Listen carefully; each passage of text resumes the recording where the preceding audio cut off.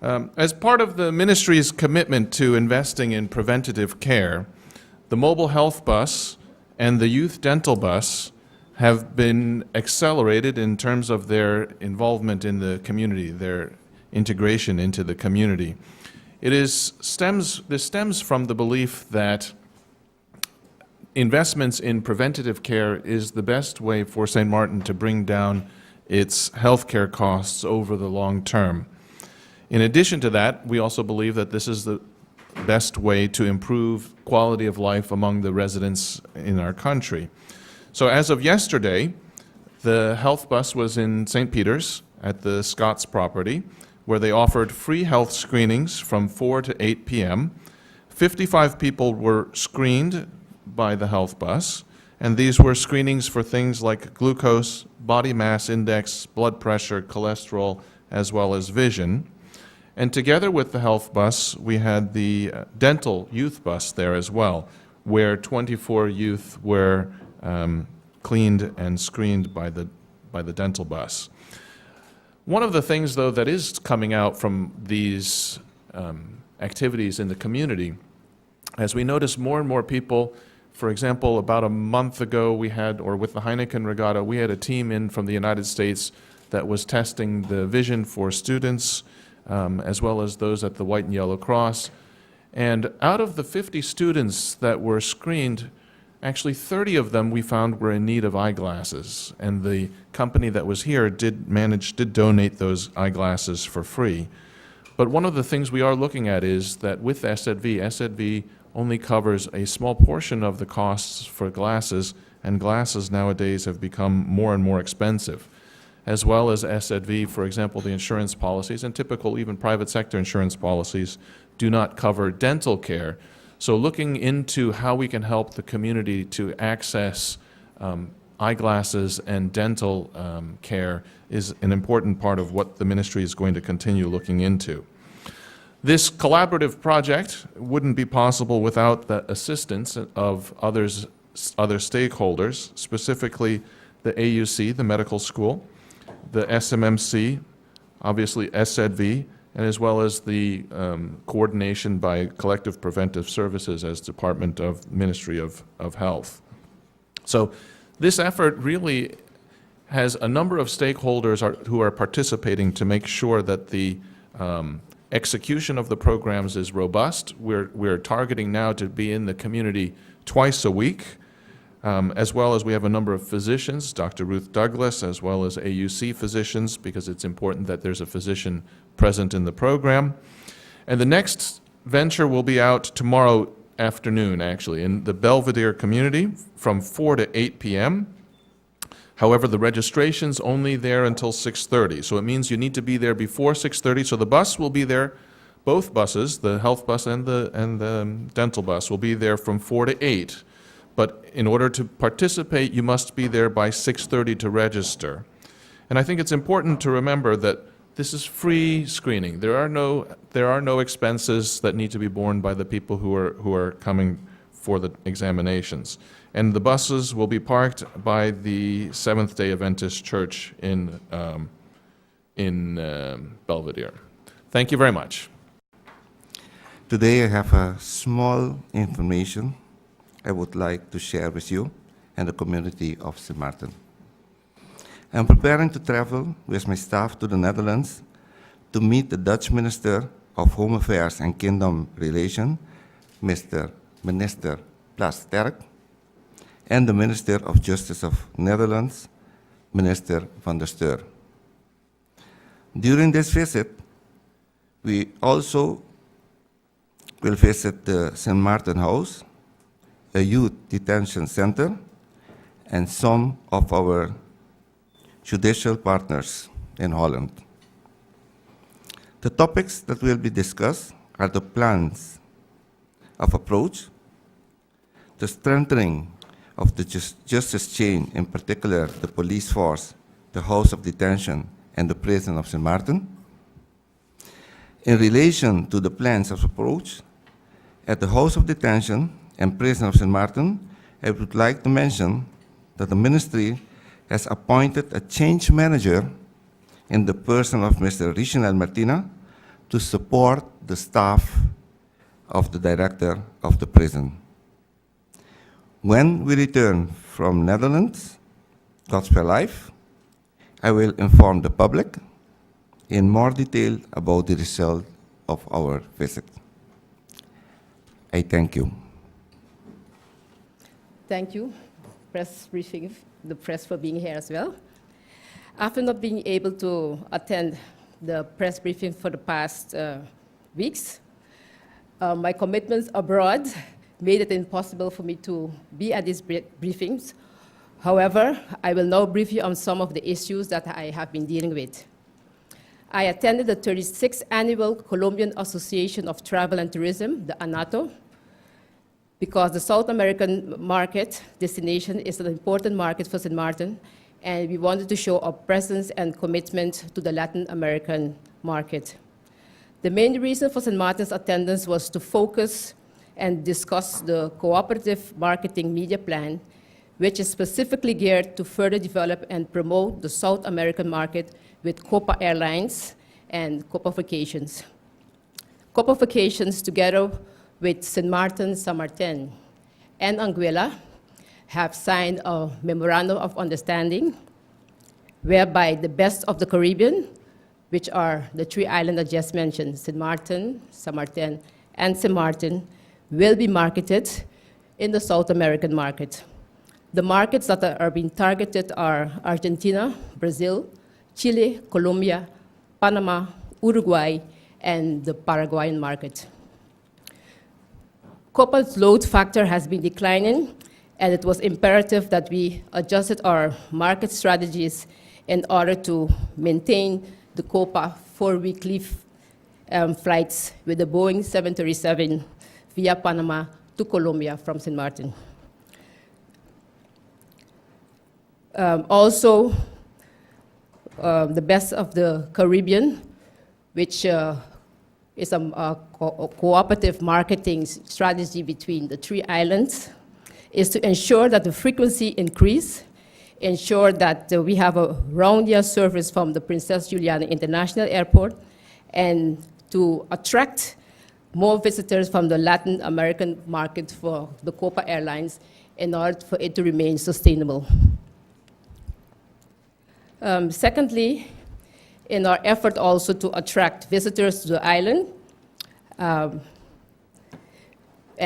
also to develop niche markets, I had a number of meetings with some organizers, and one of the organizers that I met was the organizers of the St. Martin Music Festival that was held from Wednesday until Sunday past.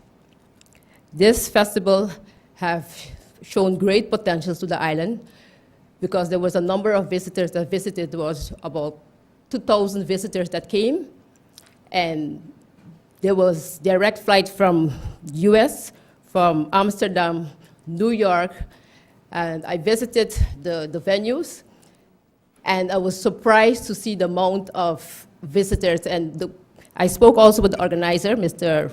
Prince, who told me that because of his marketing of this festival, he got a great response, and based on this response, we gathered that the type of visitors that were visiting the event were young persons that were very affluent, that had the money to visit and come over and spend their funds. One of the problems that the organizer did encounter, however, on the French side was that there was a blockage, and also the weather really put a little damp on it. But on the positive side, it was that the Dutch side, we assisted them in opening the entertainment sector, where I granted them permission to open later until 5 o'clock, and that was really an added value to the event. I was told that it really helped the organizer and helped to make the event a success, because there was an airline from Azerbaijan that also came in that wanted to go and visit St. Bart's and Anguilla, and they were told that there was a festival, and he decided to go to Tantra Maho. He was invited there, and I was told that he spent over $60,000 because he felt that the venue was appropriate and the reception was very great. So these are the events that we are trying to attract to this island. And this event is going to be an annual event that we will see in the near future again. I also had a productive meeting with Winair, with Mr. Michael Cleaver, because JetBlue have decided to discontinue their daily flights due to poor performances and because of the small local market from the Puerto Rico, who is experiencing serious economic challenges. So Winair and Air Antilles have decided to accept the challenge and to co-share on the St. Martin San Juan group with the Air Antilles aircraft that carries about 48 passengers. Winair already started their route. It was opened in December 2015, and the objective was to offer the alternative to the existing services that JetBlue had. We did not actually spoken with JetBlue as yet, but the intention is to communicate with them and see whether they will still continue on this route, because the aircraft that they have is a larger aircraft than the Winair aircraft, and the intention is to see if they can fly the Fort Lauderdale route. Another topic that I would like to bring to your attention is the LPG price decrease that went into effect on Monday, the 22nd of February. The ministry has decided to adjust the maximum consumer price for the liquefied petroleum, and the reason, therefore, because the price was reduced because it was based on the current international markets. The LPG price for the 20-pound cylinder was 21 guilders 73. No, it was 42 guilders, and it was reduced to 21 guilders 73. The 200-pound cylinder was 153 guilders, and it was reduced to 126.96. The current price per pound is set as 1 guilder 51 per pound.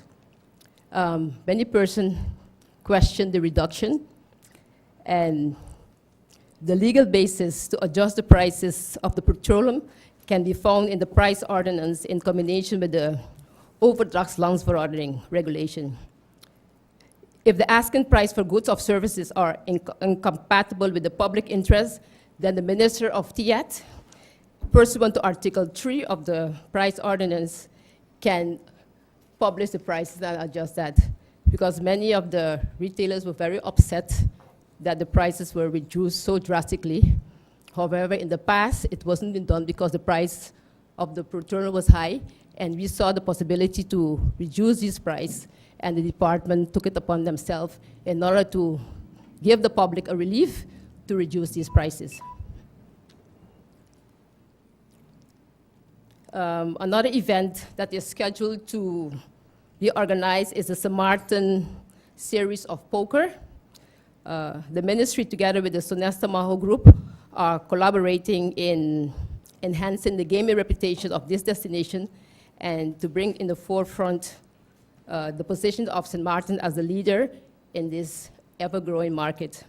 It is the intention to align the Sonesta Maho Resort and Casino and the Tourist Bureau with the World Series of Poker, which is a poker game that since 40 years ago is in the making, and we are actually in discussion to attract this venue to St. Martin, where about 400 poker players will come to the venue and also attract more visitors and bring more income to this island. So as you see, we are very busy in trying to look into other niche markets so that we will not be only left with the seasonal and the hotels, but also other venues and organizations. I also met with a gospel group where I stated the last time that I was also looking into a religious tourism, and there is a group that is going to come on the cruise ship with 200 gospel singers, and it's going to be free, so we're going to organize that event as well. So I thank you very much for your attention. Last week, I visited Curacao on an official visit. I actually traveled with 2 of St. Martin's youth teams, first time interscholastic competition, organized by FDDK, the Foundation for the Development of Sports in Curacao, which they have been doing for several years together with Aruba and Bonaire. This is the first time St. Martin has taken part. Last year, our department head of sports visited the games and saw the potential and has been working with the association since then to be able to prepare the teams to be able to go this year. These events, we're still not able to participate fully because we do not have all the sports that they are currently running at the school levels. It's both at elementary and secondary levels. And these are areas that we believe that we are focused on in growing and in supporting the several foundations and associations out there who are promoting sports on the island with little or no input from government.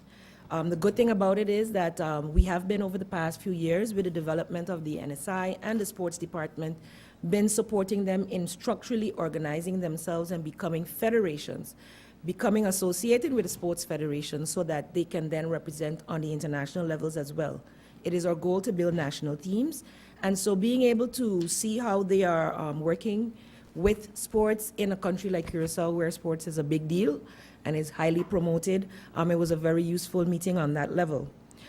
St. Martin, I must say, was actually successful in its first bid. We sent out an elementary basketball team of boys and a secondary volleyball team of girls.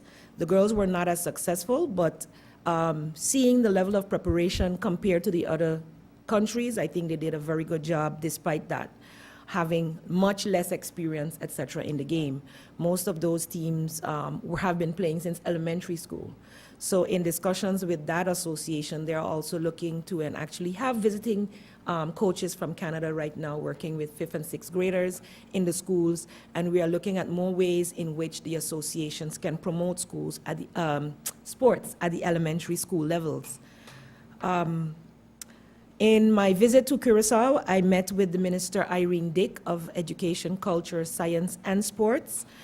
Seeing that we have sports, education, and culture in common, we had many topics that we discussed, some of them not being able to go in depth on, but most importantly, we had discussions on the discussion to finalize the legislation for tertiary education. The Curacao and Aruba are also busy with this, and we are in cooperation with them. And so next week, a meeting will follow up with the technocrats on this from both Curacao and St. Martin to see how we can collaborate even more.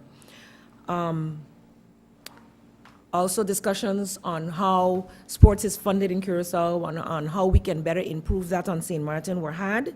And they are also going through several challenges in this area, as well as in education. And we see that we have many areas where we are facing many of the same challenges, and we are looking at collaborating and looking at best practices in order to move forward. So though we are separate, we have much to share in terms of a shared history and shared connections, and Curacao is actually looking at doing more with English in their education systems. So this is something that we are definitely looking to collaborate more with on, as our, also one of our languages of instruction, main languages, is English. Also, as culture minister, the discussion was had on how we as St. Martin could better promote and get our UNESCO office up and running. As you know, we have a SG, Secretary General for UNESCO, but very little or no staff to support her. So Mrs. Marcelia Henry is now in collaboration with the NatComs of Curacao, working on getting the National Commission for UNESCO set up here on St. Martin, and the ministry is supportive of this effort, and in any effort that we can collaborate to get more recognition of our tangible and intangible cultural heritage here on St. Martin. I would like to, at this time, also congratulate not just the local team that did well in Curacao, but also the Taekwondo team, which had great success in Puerto Rico. The soccer team is currently right now in Aruba, and I think that lately more than ever we are seeing the successes of our youth being highlighted, not only in sports, but in the culture, the arts, and in education. And I encourage the St. Martin population to continue, as well as the business sector, to continue to support our youth who are going out there and representing St. Martin to the top of their ability and doing very, very well. despite coming from a very small island, still in the infancy of its development where especially sports is concerned. Next week, we have 2 teams that will be going to Carifta Games, one in Martinique, the St. Martin Aquatic Foundation, that is swimming, and the Athletic Association will be fielding athletes to Grenada. So there again, we have youth that are going out there and representing the island, and I would like to encourage the population to support them in this. One area, I must say, I missed St. Martin Doot last week. I was sorry to have missed it during the weekend, as it is, I believe, one of the biggest volunteer initiatives that happens within the Dutch Caribbean as well as in the Netherlands, and it's a great initiative. But I would like to encourage volunteerism year-round. That's a one-weekend big volunteer session. But I would like to emphasize that there is much that can be done on a weekly basis within our schools, within our after-school programs, sports programs, and the like. And I would like to encourage that you give at least 1 hour per week, if you can handle it, to be able to assist our young people specifically, and the elderly also, to be able to have that interaction that they need with the general public and the encouragement that they need. So I do it myself. I volunteer once a week to do reading with the school. I would like to encourage all civil servants, as I was speaking with the labor minister, and there's a difference between the civil code and the general labor code, and so we'll have to hash that out in how we can encourage it in the private sector. But definitely in the public sector, civil servants, you are encouraged to at least volunteer, specifically 1 hour per week. I'm sure that your department and division heads will be happy to work with you in this. Of course, als de dienst het toelaat, you know how it goes. It has to be possible within our wonderfully busy schedules. And I still encourage business people, especially. A lot of parents are complaining that, schools are complaining that parental involvement is an all-time low. And because we are such an economy-driven society, many parents feel that they are in peril of losing their jobs if they have to go to their child's school once per week or even twice per week because of whatever the reason may be. But I would like to encourage the business community that the importance of parental involvement goes a long way in paying off the development of our community, and that we should encourage that, whether the laws say so or not. Minister Gibson, can you give us an idea when government would be ready to go back to Parliament to answer the questions in the budget debate? We're waiting until the Chair Lady of Parliament considers it timely to continue that meeting. We're ready. It's a question of when it's convenient to Parliament. Thank you. Minister Lee, there were some changes that were suggested to the labor ordinance, especially to do with the abuse of the short-term labor contract. Is there any idea when those changes might be before Parliament? The changes to the civil code that I saw when I arrived in office had not been properly vetted by the tripartite, the labor tripartite. So that, there was no consensus from the labor tripartite. So they are currently in the process of reviewing it, they're discussing it. I think that process is going very well. I would expect within a matter of weeks to have a consensus, and then we'll determine how extensive those changes are, whether this can be handled, what procedurally would be the best way to handle it so that we can expedite the matter. But I think certainly everyone's in agreement that finding a way to address the abuse of short-term labor contracts is critical. It's just how to do it in a way that it doesn't end up damaging the economic competitiveness of the island. Thank you. Minister Arundel, on the joint venture with COPA, can you give an idea of what that's costing government? Because usually with joint ventures, government needs to have some sort of input. Yes, the total cost is 400,000, and each guilders? island will contribute 133,333.33 each. So a quarter. Divided, yeah. So that's equally. dollars or guilders? Dollars, yes. Thank you. Leader, thank you very much. Bibi Haj Shaw, SMN News, you have the floor. Thank you. Minister Gibson, good morning. I have some, I think it was late last week, early this week also, I called you, asking for some figures, and those figures are pertaining to the garbage and cleaning contracts that were given to the 4 contractors that won the bid in 2010. I'd like for you to give me the figures, the total amount paid to All Waste in Place over the 5-year period, Meadowlands NV, Leonard's Enterprise, and Clean St. Martin. Yes, Ms. Shaw, you did ask me for that information, and I did take the time and dug it out for you. Leonard Enterprises was paid from 2010 to 2016, a total amount of 14,224,000 guilders and 75 cents. Meadowlands, that was Leonard Enterprises. Meadowlands was paid a total of 14,224, 208,075 cents. And All Waste in Place NV was paid a total of 10,063,058.96. 10,063,058.96. Do you have the figures for Clean St. Martin? I think I gave you that before, but It's based on the I figures. have that too, and it was 55,857,649 guilders and 66 cents. All right. As a follow-up question to that, can you explain me, or if you have any knowledge, as to why Clean St. Martin was paid almost 5 times the amount when you compare it to the others?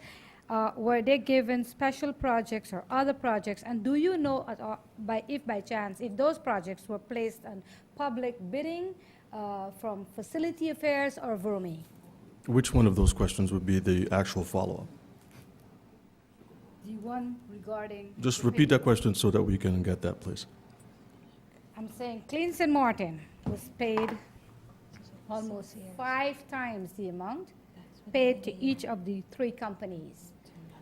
I'm asking if you know if these companies, that particular company got special projects, if those projects over the 5-year period, all the special projects that they got, if it was placed on public bidding via Facility Affairs or even VROMI.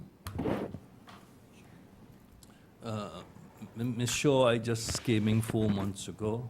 The question you asked me earlier the week, I researched and I got that information for you. The questions you're asking now, I did not research and cannot give you an answer, nor speculate as to why one is so and the other is different. Okay, thank you.